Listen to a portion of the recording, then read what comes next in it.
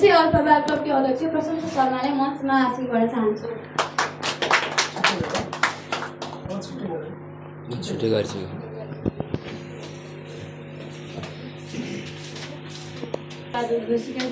शुभ प्रभात सम्पूर्णमा।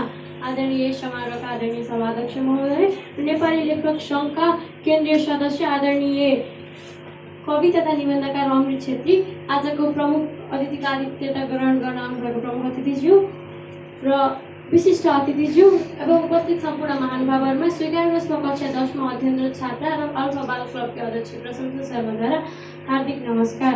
आज मिति 2082 श्रावण 10 गते शनिबारका दिन हामीले दोस्रो पुस्तक परिचर्चा कार्यक्रम आयोजना गरेका छौँ र यसमा मैले डाक्टर वसन्त गौतमद्वारा लिखित यस कविता पढेर आफ्नो मनमा लागेका र जागेका कुराहरू यहाँहरू माझ राख्न गइरहेकी छु र यो पुस्तक परिचर्चा कार्यक्रम हामीले पहिलोपल्ट साहित्यकार सुरजराज उपाध्यायद्वारा लेखिएको साइकल कविता सङ्ग्रहमा गरेका थियौँ भने अहिले दोस्रो पटक भने डाक्टर वसन्त गौतमद्वारा लिखित यस छोरीको देश भन्ने कविताको बारेमा समालोचन गर्न गइरहेका छौँ र म भने अब आफ्नो विचारहरू राख्न चाहन्छु।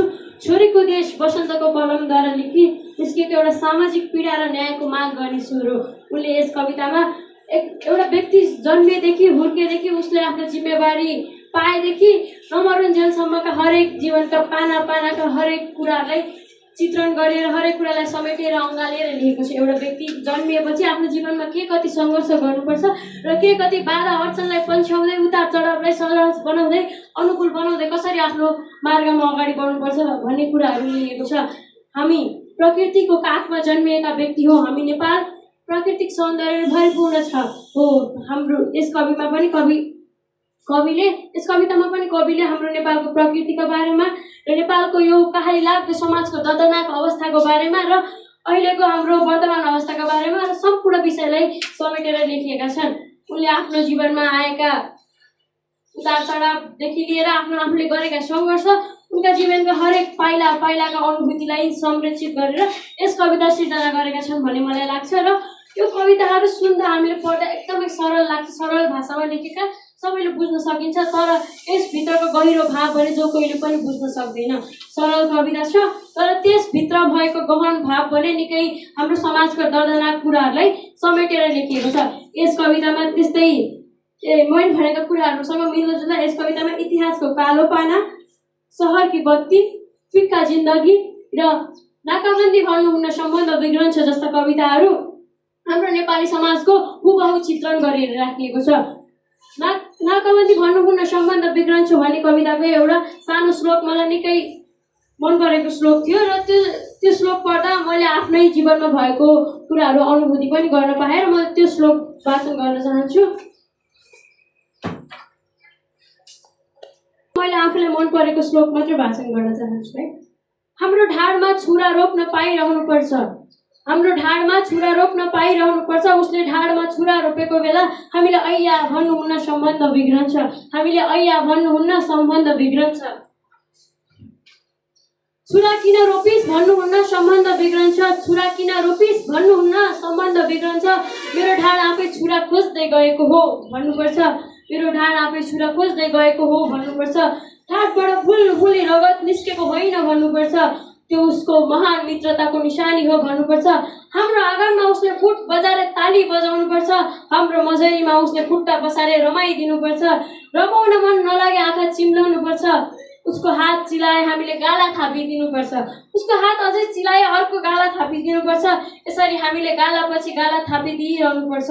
नदी दिनुपर्छ, पानी दिनुपर्छ, पहाड दिनुपर्छ, ढुङ्गा दिनुपर्छ, बगेर पनि उतै जाने त हो नि भन्नुपर्छ। उसका लागि हामीले वेगमा बगिदिनुपर्छ, उसका लागि हामीले बाढीमा डुबिदिनुपर्छ। तर गुनासो गर्नु हुँदैन, सम्बन्ध बिग्रन्छ। यौवन दिनुपर्छ, जीवन दिनुपर्छ, ठाउँ ठाउँमा उसको जयगान गरिदिनुपर्छ। खटाई सास फेर्नुपर्छ, लुकेर सुस्केर हाल्नुपर्छ। तर हामीले चित्त दुखाउनु हुँदैन, हामीले चित्त नभएका ढुङ्गा मुढा बनिदिनुपर्छ। हामीले चित्त दुखाए उसलाई रिस उठ्छ, त्यसैले चित्त दुखाउनु हुँदैन, सम्बन्ध बिग्रन्छ। त्यसैले चित्त दुखाउनु हुँदैन, सम्बन्ध बिग्रन्छ। यो हाम्रो अहिले नेपाली समाजको एकदमै दर्दनाक अवस्था पनि हो भन्ने मलाई लाग्छ र मेरो विचारमा लागेको हुनाले मलाई यो कविताले निकै छोएको थियो र यो कविता पढ्दा म अलिकति भावुक पनि भएकी थिएँ। र यस्तै मिल्दोजुल्दो फिक्का जिन्दगी, हाम्रो जीवन अहिले उतार चढाव आइरहेको उतार चढावलाई हिजोको दिन कस्तो थियो र हिजोको दिन हिजोको भन्दा आजको दिन अलिक फिका फिका हुँदै गइरहेको छ भनेर बिहानीको चियाको चुस्कीसँग हाम्रो जीवनको तुलना गरिएको छ र इतिहासको कालो पानामा हाम्रो समाजको अहिले दर्दनाक पीडालाई पनि समेटिएको छ। त्यहाँ हेर्नुहोस् हाम्रो देशभाव देशभक्ति भावना पहिला हाम्रा वीर गोर्खालीहरूको गाथा कस्तो थियो, कति गौरव गाथा गाइरहन्थे गाइनीहरूले, तर आज ती गाथा सुनिएका छैनन् किनभने हाम्रो नेपाली दाजुभाइ दिदीबहिनीहरू शिरमा ढाको टोपी लगाउनुहुन्छ तर उहाँको शिरमा भने देशभक्तिको भाव अलिकति पनि छैन।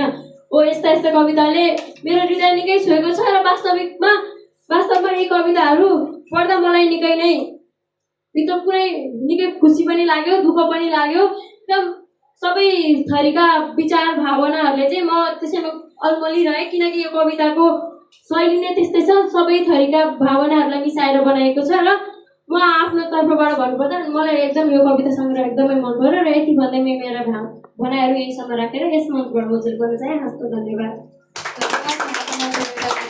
अब भने म कक्षा 9 मा अध्ययन